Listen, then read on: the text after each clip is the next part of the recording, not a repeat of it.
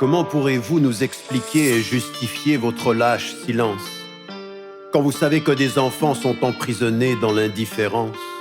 Chaque année, par centaines, ils finissent en prison, isolés et torturés. À 12, 13 ou 15 ans, leur crime est de jeter des pierres pour leur liberté. On devrait croire que cette armée d'occupation est la plus morale du monde. Dans les territoires volés et occupés, les soldats israéliens martyrisent sans honte. Ils détruisent des maisons, tuent des enfants innocents et protègent les colons armés qui continuent à voler la terre et à nier aux Palestiniens leur mémoire et leur humanité. Elles s'appellent Dima ou Ahed, elles ont 12 ou 16 ans et ont connu la prison, sans armes, avec le seul courage de leur cœur, portant l'héritage de leur nation. Elles ont fait face aux soldats arrogants et armés qui étaient venus les arrêter, et les journaux du monde se taisent et confondent l'État terroriste et les terrorisés. Ils font la guerre aux enfants comme s'ils avaient peur de l'avenir et du temps. Il faudrait tuer leurs espoirs en répandant la peur, la terreur, la torture et le sang. Le monde critique ces mamans immorales qui laissent leurs enfants jeter des pierres et se tait quand un État enseigne à ses soldats que les enfants sont des cibles de guerre. Elle est belle et forte, cette armée israélienne. Elle sait tuer sans laisser la moindre trace, au point que tous les pays du monde lui achètent par millions cette technologie efficace qui permet de surveiller les masses, d'éliminer à distance et rend les sales guerres propres.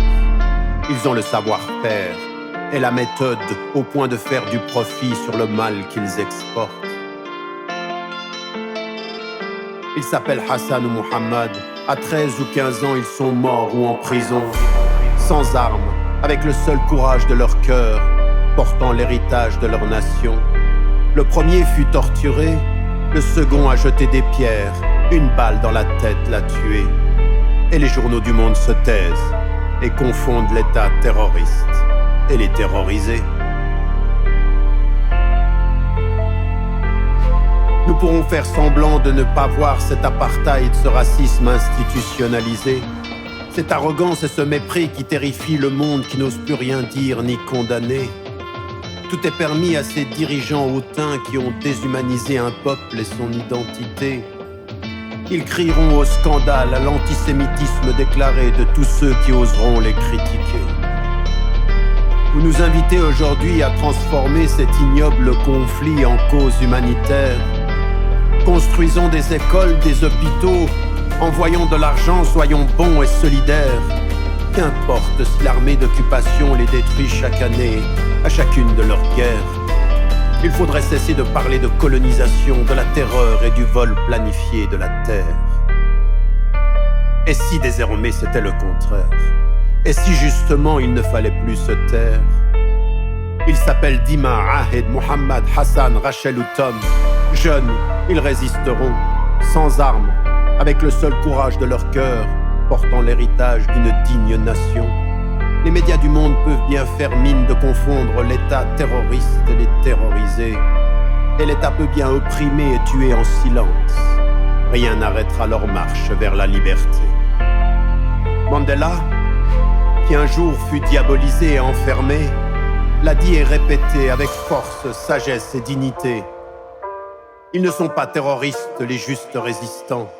Ceux qu'il faut condamner, ce sont les occupants. Il était prisonnier, il devint président. Un rappel pour qui réfléchit et comprend. Il était prisonnier, il devint président.